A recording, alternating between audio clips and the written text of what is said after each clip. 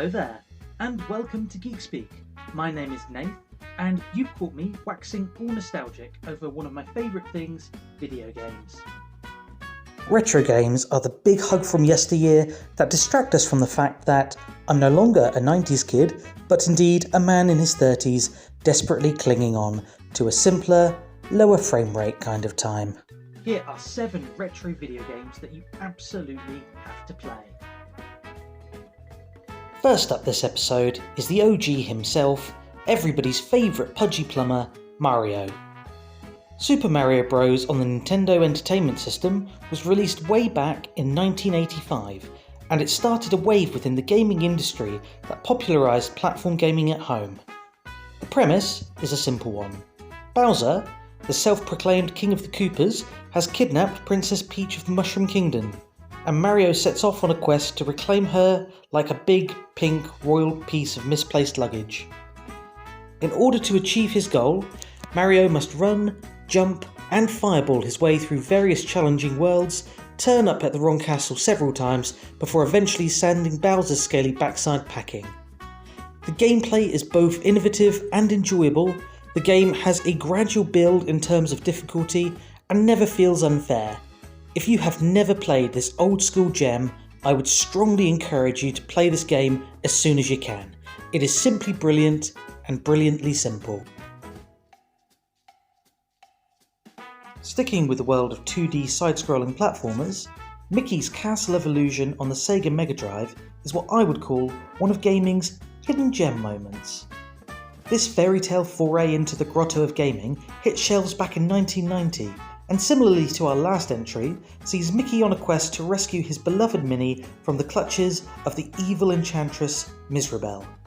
Staying on brand for platformers of the era, the way Mickey does this is by running, jumping, and enemy bopping his way through multiple enchanted worlds in search of the 7 rainbow gems that will grant him access to the tower where Minnie is held captive. The variety of levels on display here is excellent, ranging from an enchanted forest, a medieval castle, a storm, a library, even an enchanted toy box, and all are colourfully presented with a classic Disney charm. But do not let the colourful art style fool you, as although the game might appeal to a younger demographic, there is more than enough challenge here for an experienced gamer. The game even received a high-definition reimagining on the PlayStation 3, which I would also heartily recommend. This is retro gaming at its very finest.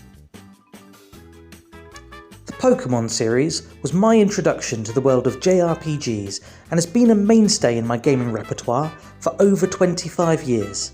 Yes, I'm officially old. My pick of the litter would have to be from the 3rd generation, the excellent Pokemon Emerald.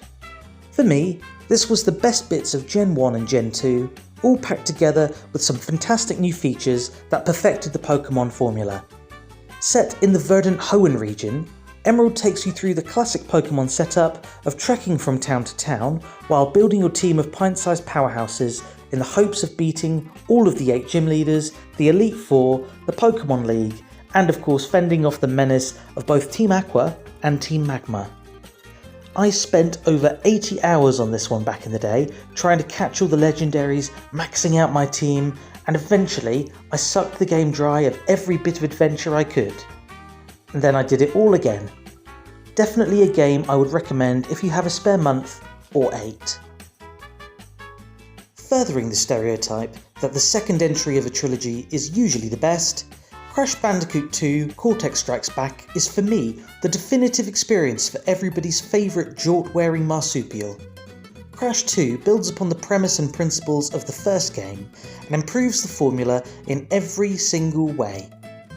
You take the crate-hopping critter through 25 beautifully designed levels with enemies, hazards, crystals, and more Wumpa Fruit than you can shake a stick at, all in an effort to stop the maniacal Dr. Neocortex from taking over the world. The platforming is wonderfully challenging and satisfying when you master it. The levels are brilliant and a mix of 2D and 3D platforming with some excellent standalone levels where you run like mad from giant boulders and on one occasion the world's most grumpy polar bear. All this laced with the Bandicoot's trademark humour makes this blast from 1997 a must-play for any platforming practitioner. In at number 5 is a rare example of a film tie-in video game that is utterly brilliant. Star Wars Episode 1 Racer on the Nintendo 64 takes what is essentially the best 10 minutes of The Phantom Menace and turns it into an adrenaline-fueled 20-hour romp through a galaxy far, far away. Even my dad, who possesses all of the technological prowess of a duck-billed platypus, would regularly jump in for some pod racing action back in the day. The game boasts a vast array of racecourses from across the Star Wars universe, more bizarre aliens than a date night at the Mos Eisley Cantina, an in-depth vehicle upgrading system, and to top it all off, actual pieces of John Williams' soundtrack from the Skywalker saga. So if you like the thought of hurtling your way across the dunes of Tatooine or the gas mines of Malastare to the sound of Duel of the Fates, this is the game for you. I have spoken. Our penultimate entry comes from Square Enix's JRPG behemoth, Final Fantasy. The 7th entry in this masterclass of dystopian fantasy is, in my humble opinion, the very best in the franchise.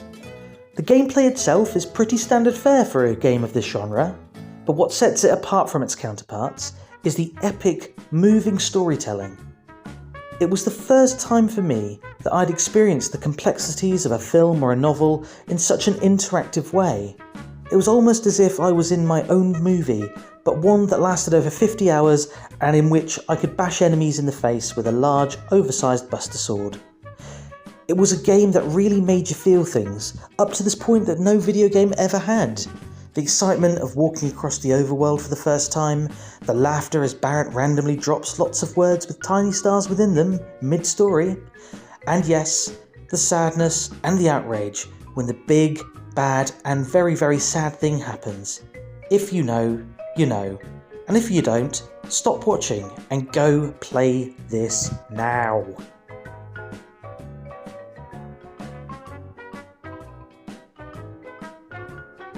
And finalement, bookending our list, which started with Mario, comes the blue blur himself, Sonic the Hedgehog.